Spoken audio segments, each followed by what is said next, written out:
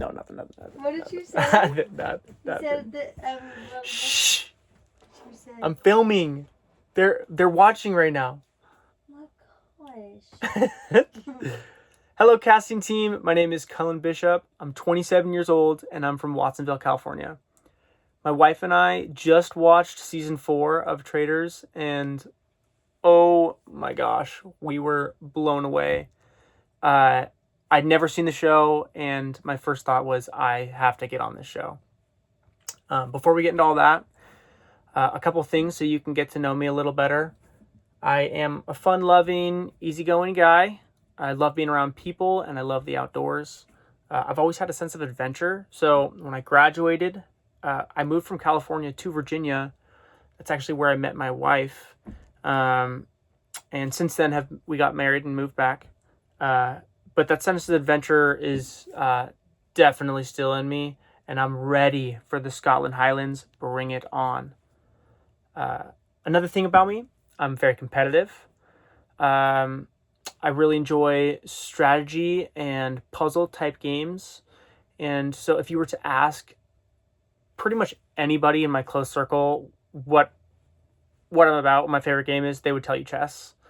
I don't know, I just really enjoy just how dynamic the game is, and the strategy involved to get ahead of your opponent and to kind of get inside their mind a little bit, think ahead of them.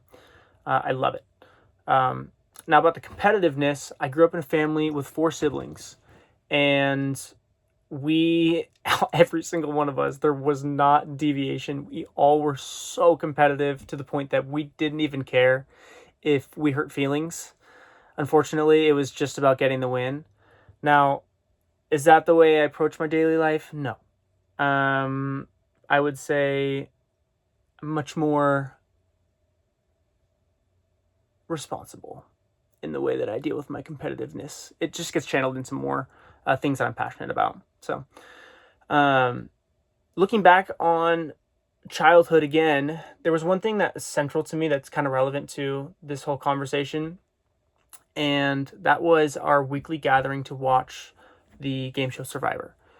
And we would gather in the living room, and that same kind of competitive spirit I was talking about, so that we would take that and kind of channel it into whatever contestant that we were championing for that season.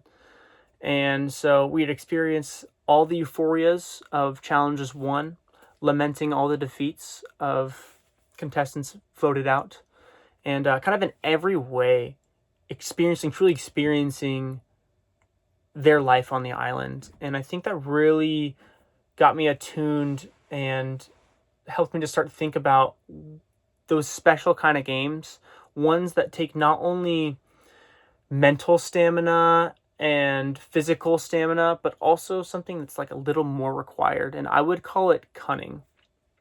You see, with Survivor and with Traitors, these games require relationships. Relationships are the currency.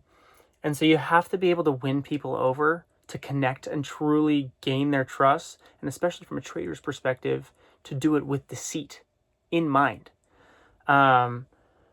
And that type of gameplay is what separates just contestants from players. Now, I've always considered myself a player. I think that I possess the strategy, the skills, and the sociability to do well, to excel at this type of game, and to potentially win.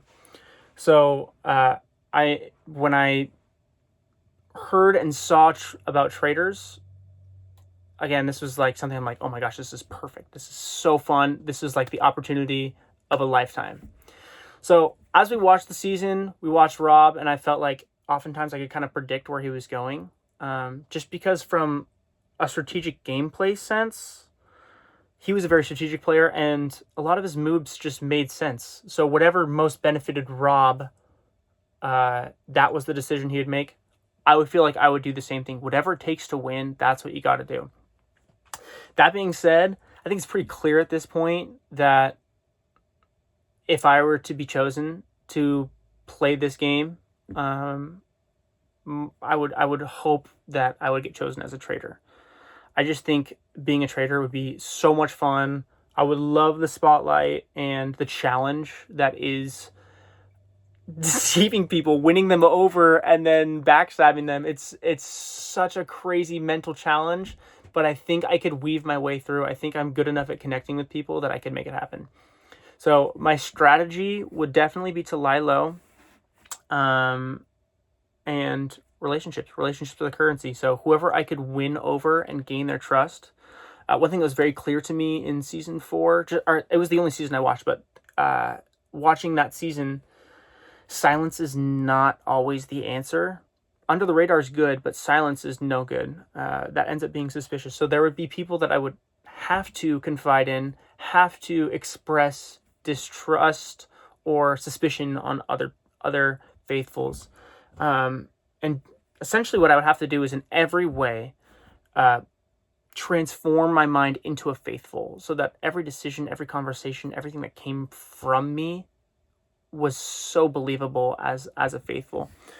So yeah, I have no problem lying, and I would also be completely willing to backstab a fellow traitor.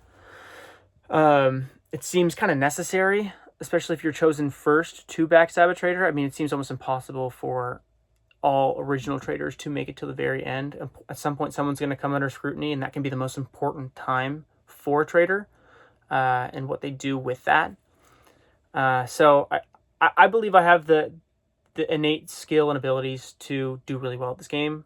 I think I could be really entertaining and fun on TV as kind of the main character as a traitor in Spotlight. And I will definitely do what it takes to win. So thanks for your time, Alan. I'll be waiting for your call.